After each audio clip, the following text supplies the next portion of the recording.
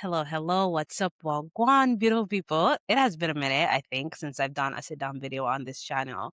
But anyway, as I am getting ready to give birth, I wanted to do a video on how is it that I am preparing to give birth while living abroad. So I exclusively created this channel sometime last year to kind of share, not just document my journey, but share my journey with living abroad, and by abroad, I mean leaving the US to moving to the Southeast Asian region, right?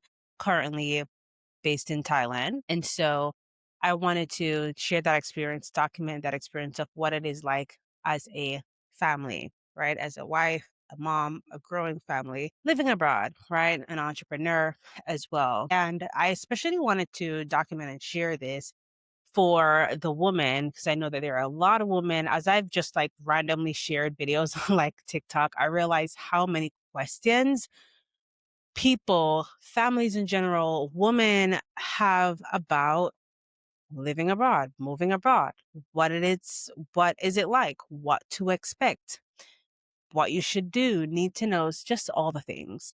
And so I wanted to document this particular journey of giving birth in a whole Asian country, which is not something that I thought that I would ever do. Not something that I ever really crossed my mind, to be quite frank with you. Even when I was toiling with the idea of living abroad, living outside of the US again, it's just not something that I thought about. So anyway, here I am, here we are. And so I wanted to document and share that journey with you guys. So in this video, I want to break down all the things that I'm doing to prepare to give birth over here in a whole foreign country in Thailand, to be exact. And I want to also share some like real numbers and things that you could possibly expect if you plan on giving birth abroad. And even if you're just here for the entertainment, out of curiosity, you may not be planning to give birth anytime soon or to give birth abroad, but you know, if you're curious, that's okay. By the way, my background is a little bit different today. It feels so bland on this side. Feels kind of strange, but I'll let you guys know in a bit why that is. But anyway, where I'm at in pregnancy right now, I am going on 37 weeks. Crazy to say that. 37 weeks. So baby can get here anytime soon. The next couple weeks, the next few weeks, right? I'm 37 weeks pregnant. If you've never been pregnant, you know nothing about pregnancy. That's about 9 months pregnant. Okay. Pregnancy ranges, it babies can come anytime, but the max term is like 40 weeks. Usually it's like your due date, 40 weeks, 42 weeks. So that's where I'm at in pregnancy. And the first thing I want to start off with is how did I find my midwife or OB here? So I did thorough research way early into my pregnancy or even before becoming pregnant because we already knew that we wanted to grow our family. And so I was doing research in regards to home births here and birth center births here and different things like that. And if it was going to be a hospital birth, what that would look like. And the reason why I was looking at that is because in the US, some of you guys may know or you may not know, it's on my other channel, 𝗖𝗿𝗲𝘁cie Empress. I kind of documented that birth experience. And I chose not to give birth in a hospital. I chose to go with midwives. It was going to be either a home birth or a birth center birth, and I gave birth at a birth center. If you don't know what a birth center is, it's a very intimate setting. It's like a home. It's kind of like set up like a home. You have the bathtub, the bedroom, queen size bed, king size bed, whichever. It's just a very private setup. And so I wanted that birth experience versus a traditional hospital birth experience for different reasons. Number one, the statistics, the mortality rate with, when it comes to Black women with giving birth in hospitals, were not really listened to. Just a lot that goes into it. And then number two, I just really wanted privacy.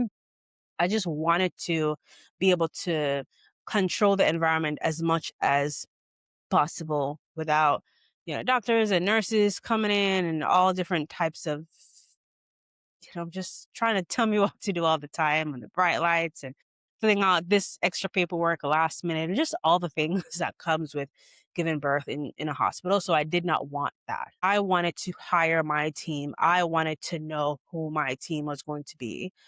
And so anyway, I decided to go that route. Beautiful birth experience.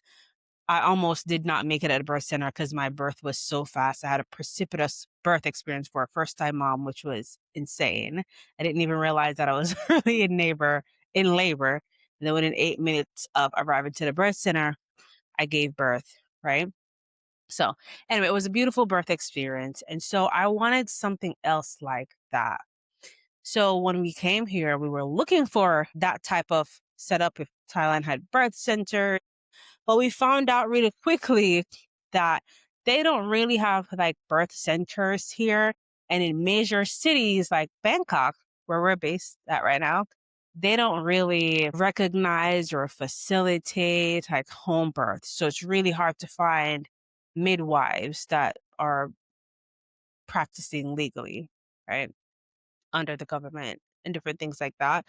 Apparently, in places like Chiang Mai, you can possibly find that. You can do like home births, and there are a lot more like midwives and more natural holistic birth workers in Chiang Mai area. But like in Bangkok, it's hard to find. And so I even thought about going to Chiang Mai just to give birth, but we decided not to. We decided to just stay put here. But anyway, I was able to find an OB who actually specializes in expat births, and not only that, but the natural births, water births. Okay.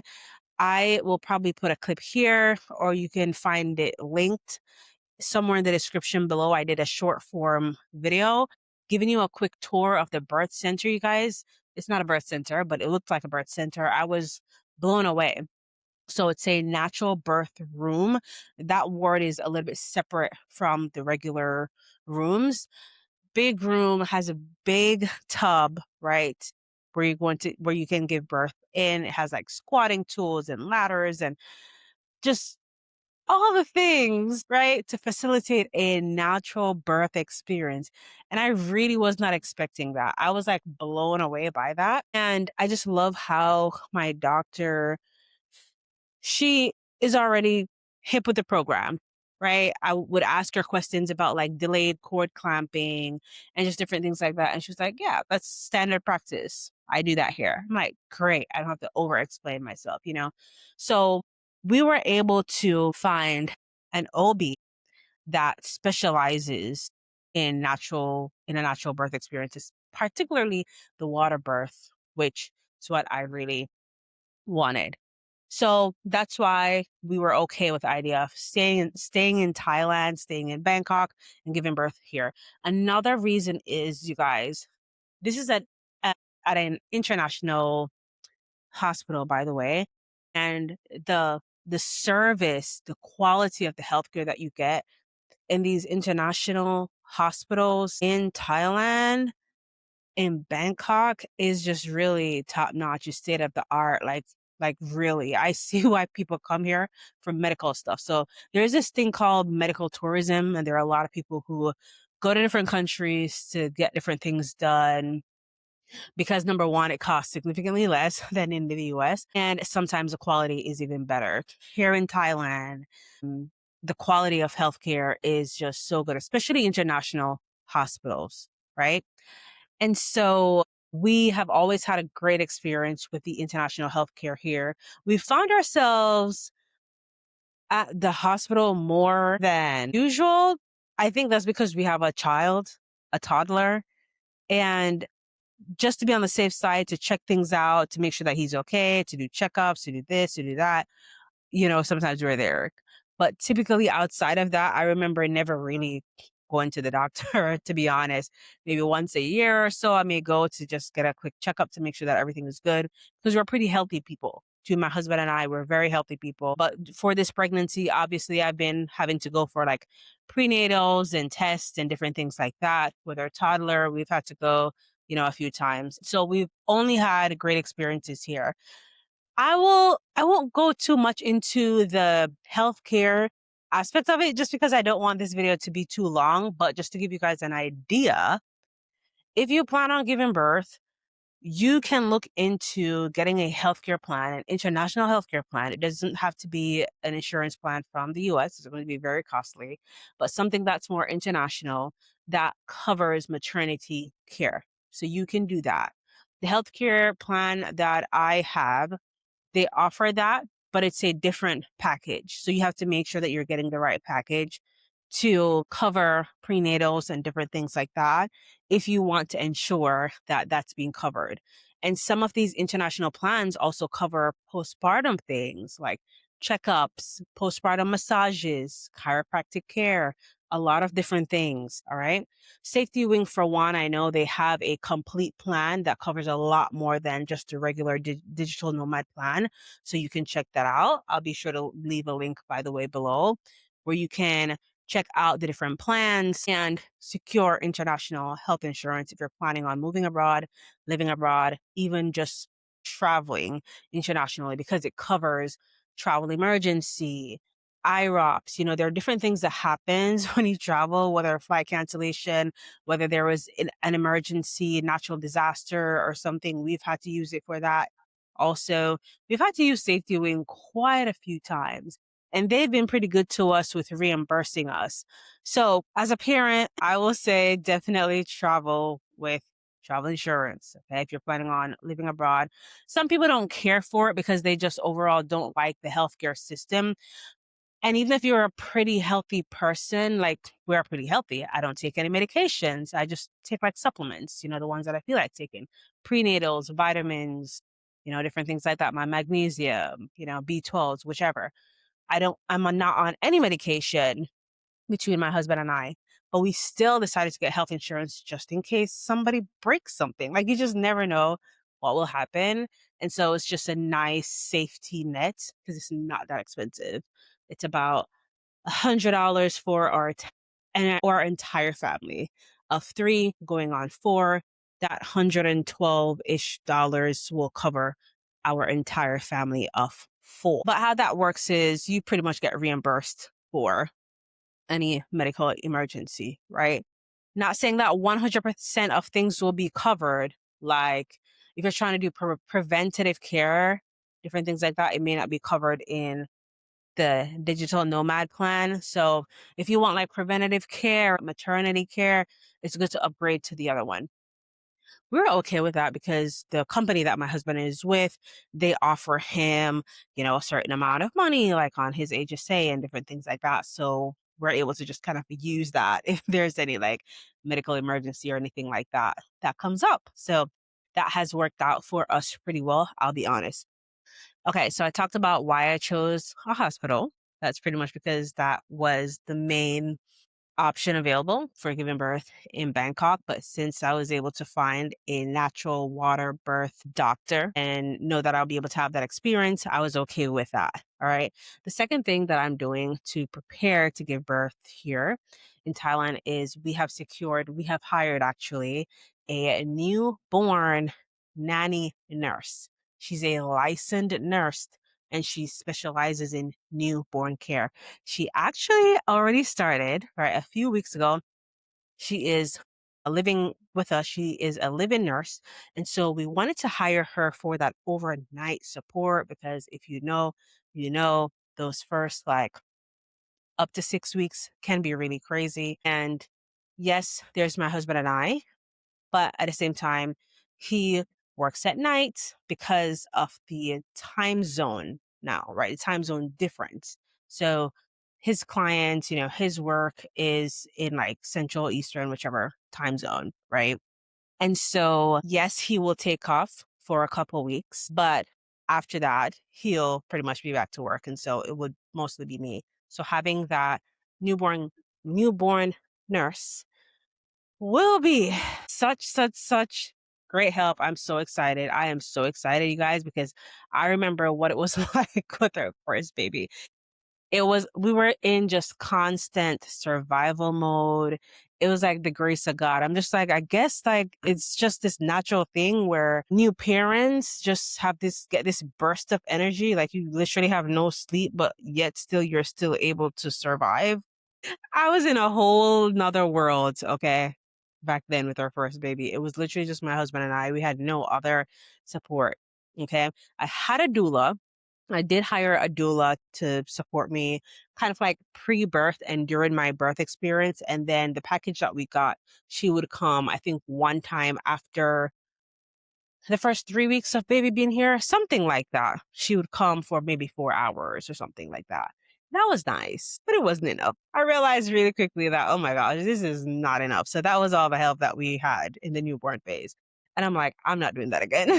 So having a full-time live-in nanny nurse, God send, okay? So she'll be working at night for the first like 6 weeks. And then after that, we'll transition into more daytime support. My plan is to just for those 4 weeks, 6 weeks, you probably won't really see me on here, honestly, because I really want to just focus on getting used to baby, the routine, breastfeeding, taking care of myself, making sure that I'm being nurtured, I'm drinking enough water, or I'm drinking my postpartum teas, I'm eating healthy. And my postpartum nanny is actually going to be helping me with that, you guys. So she's also a great cook. That's a part of her role is to help me prepare not natural, but healthy meals. So she's a great cook.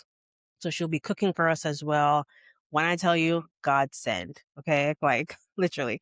And so we also have another nanny who has been with our toddler since he was 10 months old. We came to Thailand when our toddler was only 10 months old, and she's still our nanny. And now they work together. They're actually from the same country, and they work well together. And I know it may sound a lot like having two nannies, but when you think about it, having a newborn, it takes a lot of, work and effort. And I'm going to be needing my rest. Okay. This time around, I'm not going to be in survival mode like the first time. I'm not, because God has blessed us and given us the opportunity and the resources and all of that to be able to have a different birth experience. So I'm taking advantage of that. Okay. And so anyway, it just makes sense to still have our toddler nanny, but it just makes sense to continue to have our toddler nanny so that our newborn nanny can really truly focus on supporting me, with my recovery and also supporting, our newborns. Because, toddler boys, they are not easy. They take a lot of energy. My toddler boy right now, OMG, sometimes I don't know what he's doing. So anyway, having his nanny with him still, it makes sense, right? And so we started like homeschooling and different things like that. So I just think that you can't have enough. You can't have enough support, right? This is how we're hiring our village. And sometimes you may just need to hire your village. I've talked about this before. In the US, we did not have a village, right? We did not have a consistent like community around us. Like our family dynamics was just different. We didn't have like mom and grandma and sister and aunt around us to support us. And so that's why moving abroad to me, honestly, it didn't feel like it made a difference. I know for some people, it may be like, you miss this person that you see all the time or that person that you may see all the time, but it did not make much of a difference, right? There are a few people there in the US that we wish we could see more often, but it wasn't as often, as like every day or anything like that. And so I think that's one of the reasons why it wasn't so hard for me to decide to make that move, right? And so anyway, we have decided to hire our village, and it is what it is. And to our toddler, it's like, having a big sister or a new nanny that we hired or a nanny nurse for our newborn, which it made sense for her to start before the baby gets here, right? Not after the baby gets here.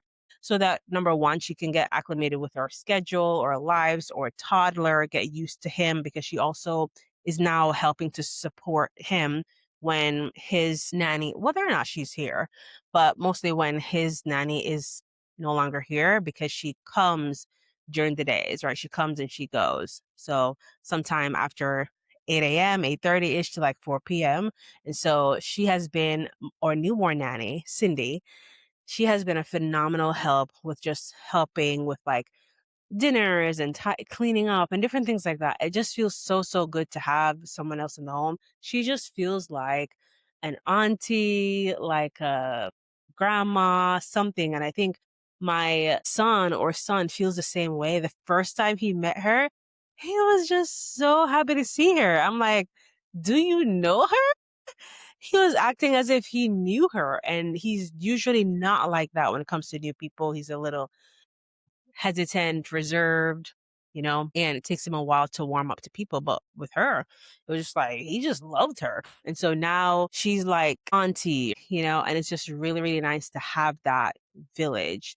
I kind of look at it this way, like, yes, we have hired them, we're paying them, but they're still like family. And even Cindy said that, or a newborn nanny, she was like, I really want to feel a part of this family. I'm not looking to jump around to different families and different things like that. And she's also Christian, and it's just easy to have conversation with her. So like I said, she just feels like this aunt who really cares about my well-being and wants to see the best for me. So yeah, you guys, having two nannies in our household it feels so amazing, and I'm so grateful. And I literally can't imagine. In the US, I don't think we would have two nannies. I'm not going to say we wouldn't be able to, but it would be very far fetched for us to be able to do it in this current season that we're in, right?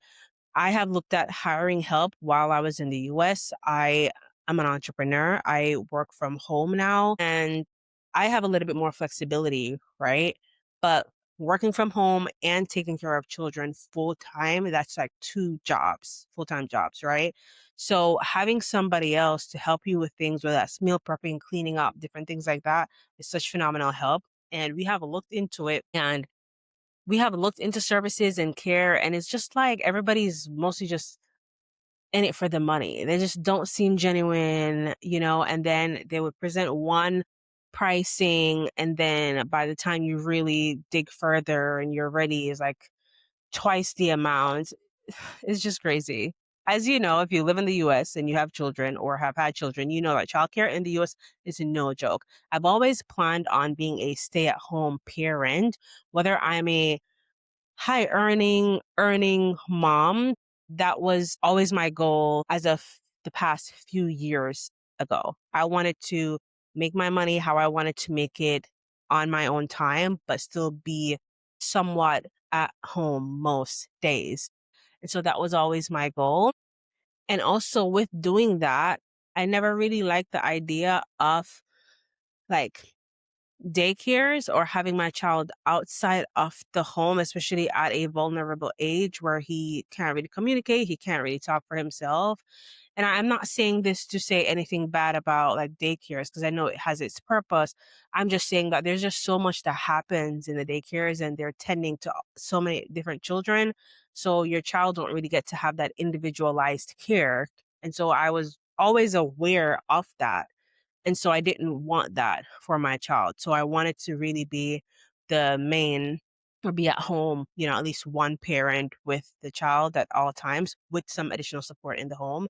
And over here, I'm so grateful because it's like the standard, it's the norm. Like people, the Western society, in the Western world, it's such an individualistic society, right? Here in Asia in general, not just Thailand, but in Asia in general, it's so normal to have support, to have a village, to hire help. It's just so normal. There's people who hire people to walk their dogs in our village. We have dog walkers, okay, in the village. You have people who cook and clean, and you have nannies, right? Our nannies are they're friends with the other nannies, and the other nannies know my baby well, and my nannies, they know the other children, in the neighborhood, and they play together and different things like that. It's such a community driven like lifestyle, right? It's not as individualistic as the Western world. And so hiring help over here was easy for me because of that, because it's the norm. And then also secondly, there's so many resources available to easily hire help. And then number three, of course, it is significantly more accessible and more affordable than in the US. Okay, so I'm truly, truly grateful. So yes, number two, having a postpartum support team. And I will say if you can do this, even if it's having a doula for 2 weeks or 1 week, the first week of your birth or something, if you can afford it or make the investment to do it, trust me, it will make a world of a difference because those first 2 weeks, boy, is no joke. Okay. So let me just move on to the next thing that I have done or I'm doing. Oh, we have a cleaner, right? She comes in bi-weekly to deep clean. This is a 3-bedroom, 4-bath house with like 2 living areas. There's no way. There's no way I'm cleaning this myself. I'm sorry. I mean, if I absolutely had no choice, I definitely would. I can certainly clean. It takes a lot of time, is what I'm saying. And so it just makes sense to get that support to hire someone to who's gonna do a way better job than I probably would do anyway, right? So somebody else gets to earn doing what they do, best, what they do well, while I get to focus on other things, focus on babies, family, work, whichever, right? So we have a cleaner that comes in bi-weekly. At first, we were going to do every single week, but then we realized we really just need bi-weekly because in between that, also, our nannies, they kind of like tidy up. They may wipe, they may tidy up, but we really just need every other week. And that here, it can cost anywhere between maybe 800 Thai baht a day to maybe about 1,000 Thai baht a day.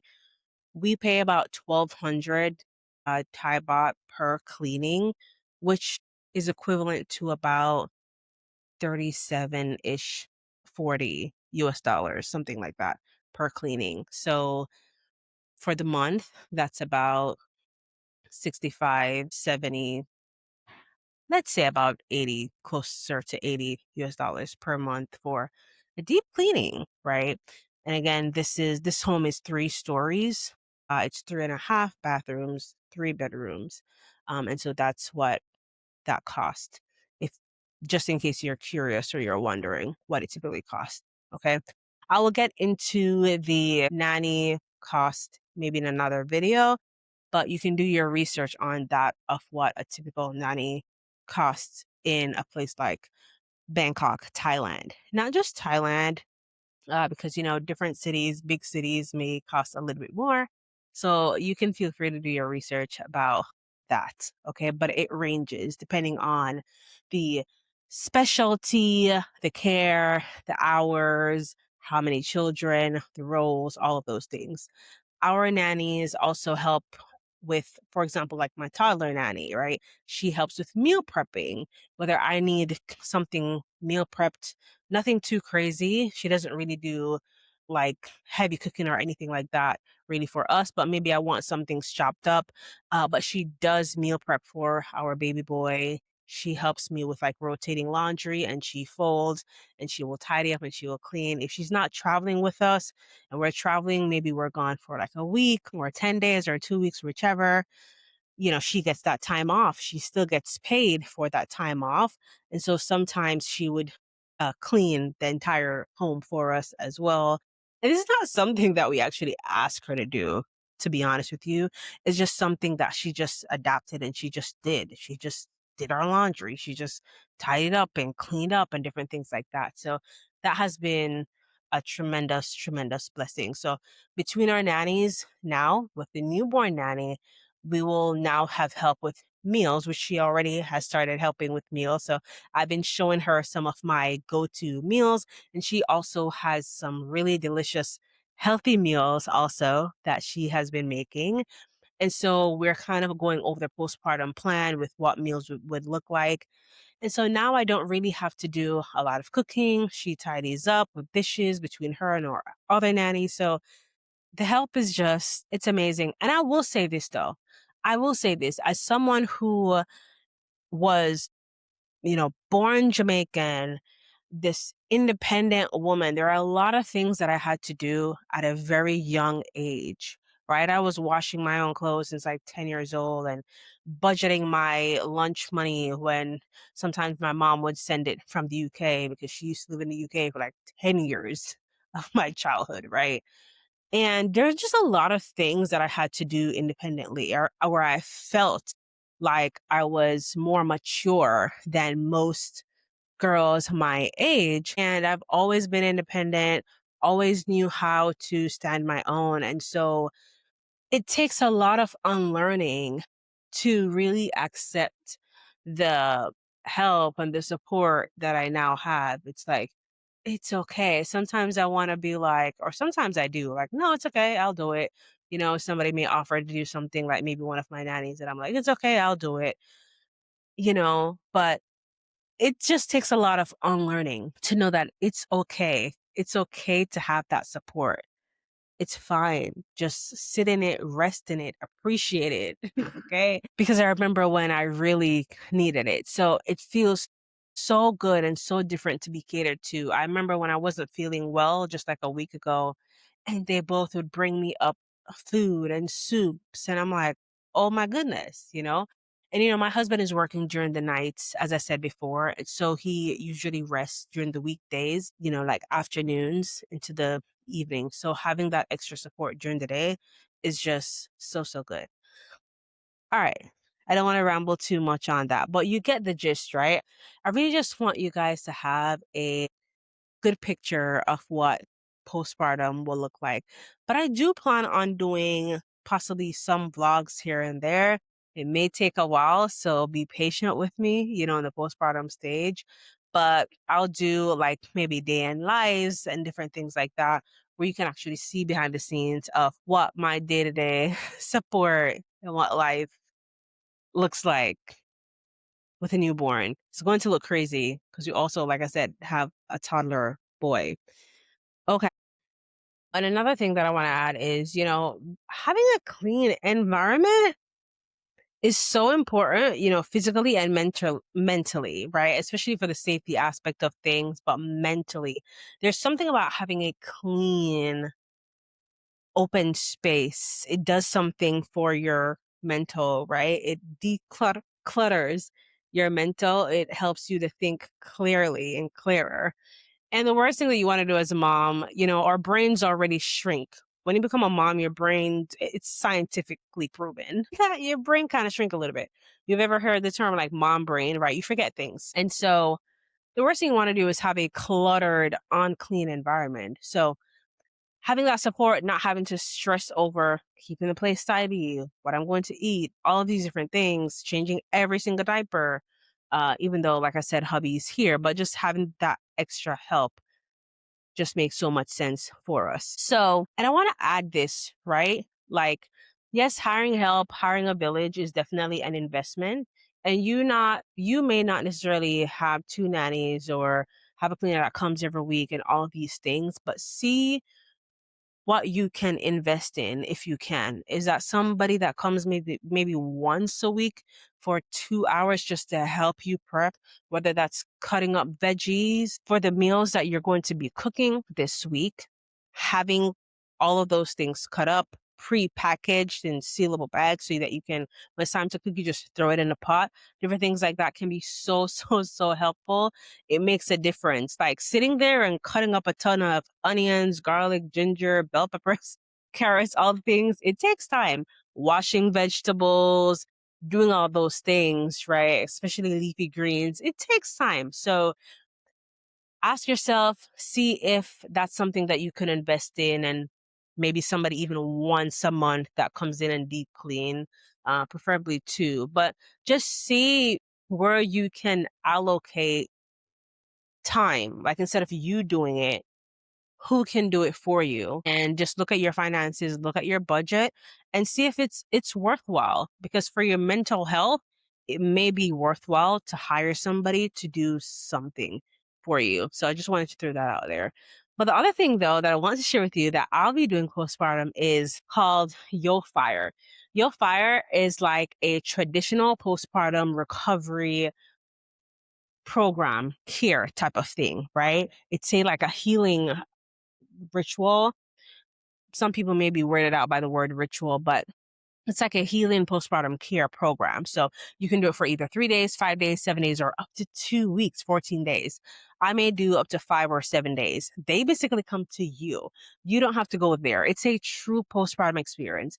They set up their steaming thing at your home for as long as you have the program for. So if it's 5 days, they will leave the steaming, what would you call it? Not a shower, but it's like what it is. It's like a portable sauna, something like that, where you do steaming. It's a 4-hour process each day. And you get breaks for like breastfeeding and different things like that, right? And so they would come to you. It's like a 20-step process. You get your herbal teas. They do things to help shrink your, uterus, turmeric scrubs and teas and massages. And it's a whole spa experience, you guys, in the comfort of your own home for like up to 2 weeks, however long you want to do this program for.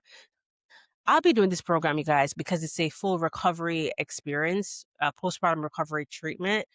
And so anything that I can do to help me recover during this season, this is my soft season. Okay. My 3 words season is sacred, slow, soft. Those are my 3 words for this season. I'm savoring all the things. Okay. I'm savoring the moments with my newborn. My first postpartum experience, I think I was also focused financially on things. Like I was trying to grind and make extra money. Sorry, guys, I got distracted about something for a bit. But yeah, this is my sacred, slow, soft season. And I'm savoring all the moments, right? So I was talking about my first postpartum experience where financially I was focused on like making money still and doing all these extra things. This season, I'm not. I'm just in a different season of my life. I've built my business in a way that it can pretty much run for me in the back end. And so that's another thing that I actually want to talk about, right? My business systems running in the background, right? As an entrepreneur, I decided to become a full-time entrepreneur, right? I quit my dream job as a flight attendant, some of you may know, back in 2022, and I've been in business full time. And this is something that I'm really passionate about because of the freedom and flexibility that it gives me. I probably wouldn't have been able to like live in Thailand and just spend the time that I want to spend in certain countries. Yes, I was able to travel, but a lot of that was on company's time. Or if I took trips, it maybe was a quick 3-day trip or a quick, 5-day trip, not much more than that. But to be able to really slow down and just really live life on my own terms has been such a beautiful thing. It does come with ups and downs and some hard times, but it was so worth it. So I think the streaming software that I was using got disconnected. I don't know. I'm thinking I may have to redo this entire video, but I'll just keep talking until it uploads to see if it actually saved everything that we talked about. But as I was saying, is going back to business. I have built my businesses and set it up in a way where it kind of is able to run in the background for me. So in 2022, one of the things that I started doing was I started a money lending business, right? A business lending company where essentially helping small businesses all over the US access funding and being that middlewoman, basically, right? That connector, helping them access alternative funding outside of the traditional funding pool where, because a lot of businesses, a lot of people don't realize that about 70% of small businesses get denied from traditional banks. And so I started a loan business on accident. At first it was on accident. And then I figured out how to be the true middle connector working with direct lenders. And the lenders basically pay me a percentage of whatever the loan deal is, the loan funded is. So I've been doing that since 2022. And I have systems in place that, collect leads, and there's some automation. There are some times that I may have to, follow up, or we may have to follow up with a client, talk to a client, but a lot of it is kind of like rad in the background of things. And then last year, a few people, were reaching out to me like, hey, they want to learn more. They want to know more about the business. And so I decided to create like a step-by-step playbook type of thing and a training that can walk them through the framework of the business, how it works, how they can get set up, partnering with the right lenders, who to partner with, systems you need, all the different things to really build a lending business. So I started doing that last year. And then that turned into also having a premium done for you experience where we build out everything, the software, the automations, the marketing leads, helping them with the VA setup to help them run the business, all those things. So I also have a done for you program with that. And so these are some of the things that I've been doing solid, over the past few years. I've done a lot of things in business, right? Some of you may know what I'm talking about. Some people, consider themselves like a serial entrepreneur. You try a lot of different things and you do a lot of things. And I've done quite a few things over the few years. But this is something that really, really sticks. It's just a business model that it makes sense. It's a Lang industry.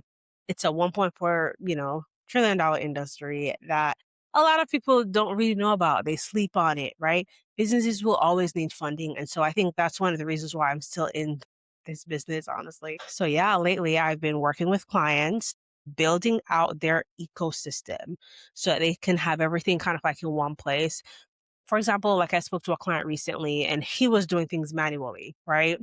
He does mostly real estate brokerage loans and he has closed deals. He was telling me the most recent deals he closed was like $6,000, which was one of his highest deals. Great. But he's also doing things manually. He showed me his paper.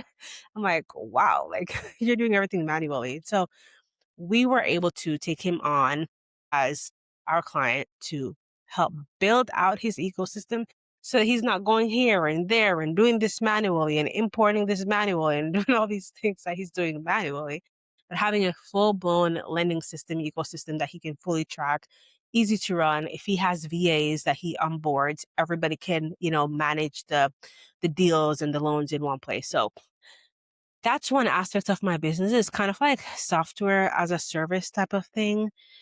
And so I won't be doing a lot of that work postpartum. I do have a team that helps with that, but I like to be in it where, okay, I know the clients that's been onboarded. I know eventually maybe I'll get to a point, or maybe I should get to a point where just my whole team kind of just runs everything, on boards people and all those things. But I still like to be somewhere in it. And so I'll be shutting that down at least for the first 2 months or so of postpartum. However, the other aspect of the business, the actual loans where we're helping businesses, that can still kind of run. It doesn't really take a lot of me, especially with support. And then where people are able to just like get my playbook, or maybe they want to just enroll in the course so that they can really see how to build this business out themselves and do it. I have that kind of like on autopilot in the background, which is a beautiful thing. So this is one thing that I would suggest if you're getting into that season of being postpartum, is to set up your business in a way where it does not really require all of you for at least the first like 2-3 months or so. Have some type of help. It does not matter the type of business, even if it's not a remote business, an online business, even if it's a physical business. Maybe you run a hair salon, whatever that is, just figure out how you can do that. Or just prepare financially to not have to do too much in those few months. Because what I was saying earlier, before my thing got messed up, is that I was focused on kind of like grinding, trying to make extra money as well, and it just does not go well together. Like your soft season of trying to nurture your baby, take care of yourself as well. Again, we did not have support outside of just my husband and I, and so trying to nurture myself to make sure that I'm fed. You guys, I was just eating kind of like whatever. I'm just like, this is survival mode. I'll just eat whatever. No, we're not doing that this season. Okay. I want to take my health seriously. And so the worst thing that you want to do is like be stressed, like financially, or just stressed over work and then also dealing with postpartum. So try to set up your business or your work in a way that allows you to fully be present, and fully recover and rest, not just for your newborn, but for you. A lot of times in a postpartum phase, people forget about the moms. Like, the baby's okay. The baby will cry for a little bit because he or she, is hungry. They need to be changed, whatever, and they'll be fine. But I need support too. I need to rest. I need some pampering. I need relaxation. I need to nourish my body. I'm nourishing this baby. I need to be poured into as well.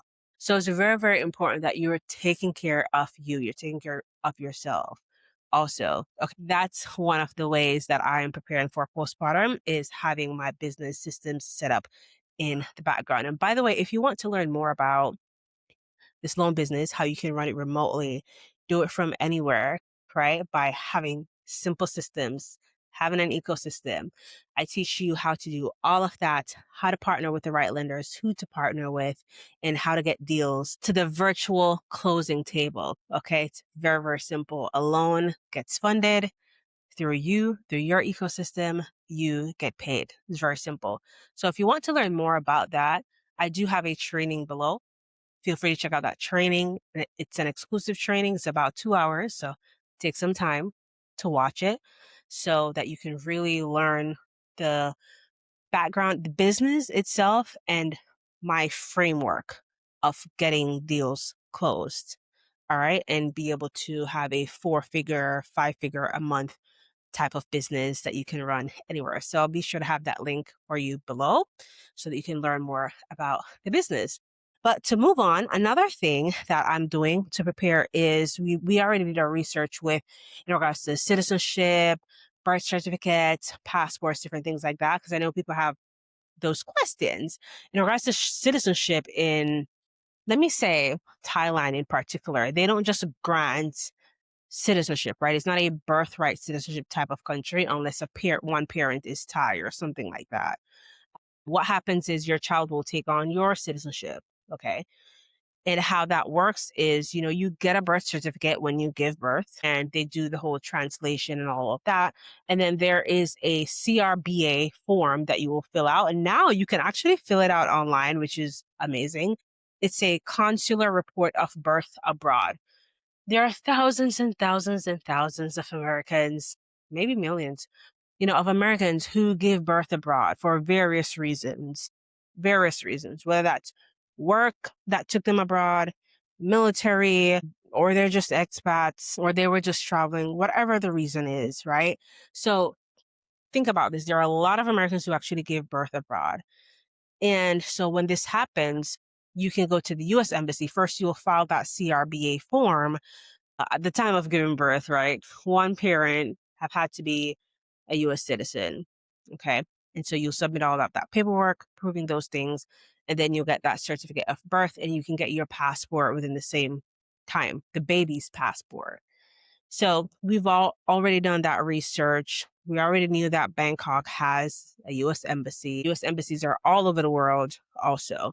So that's pretty much how that works. We'll easily be able to get our child's passport. Okay. They also have Social Security services, US Social Security services abroad. I know the Philippines has an office. I got a notification as well that they were also going to be in Bangkok at some point. So that's something that, you can also do internationally. You can visit the Social Security Administration office internationally, which is crazy. I actually just found that out. So yeah, it's a thing. So that's another thing that we have been doing. We've been prepping, the paperwork and prepping the what to do next things. Okay. So yeah, those are some of the ways that we're preparing for postpartum, hiring our village, having 2 nannies, a newborn nanny nurse living in, a nanny for our toddler, cleaning support, meal prepping support, financially, having that nest egg, and having my business being able to still kind of like run in the background for me. And for me, this season, I truly want it to be a peaceful, restful recovery season. I don't want to be as stressed as I was before. And I do believe that mentally, I'm more mentally prepared to enter into this postpartum season versus going to it with a hustle mindset. Like I have to be doing this and this and that. I'll really be able to just slow down and just accept the help that God has blessed us with. So I'm really incredibly grateful for this season. If you're someone who have been thinking about giving birth abroad, do your research, with the healthcare system, the support system, all of those things. And I can tell you that you may be pleasantly surprised by the contrast, the experience that you can have or would have if you decide to give birth abroad outside of the US. Another thing that I wanted to share is the price point. It varies. I'll probably break that down in another video. I think after the fact. After the fact, I'll really, really break it down what it actually cost us. But it varies. What I will tell you that is that it is less than giving birth in a hospital in the US, okay, with even like more support. Everywhere is different. And it's not always about, the money. It's not always about the cost, but the quality of care, which was, and I should say, is very, very important to us. So if you're looking to give birth abroad, just do your research, weigh the pros and cons, and see if it's worth looking into. But if you guys want to continue to follow this journey postpartum, be sure that you are subscribed to this channel, like the channel, like the video, share it with a friend who's considering living abroad, moving abroad with their family, if they're family planning. And if you guys have any questions at all that you want me to cover, like in the next topics, feel free to let me know below. Maybe next week will be my last like real sit down video. Every week is like, oh, this is the last week that I'm doing this, the last week that I'm doing this. And, anyway, but let me know in the comments below what you'd like me to cover next.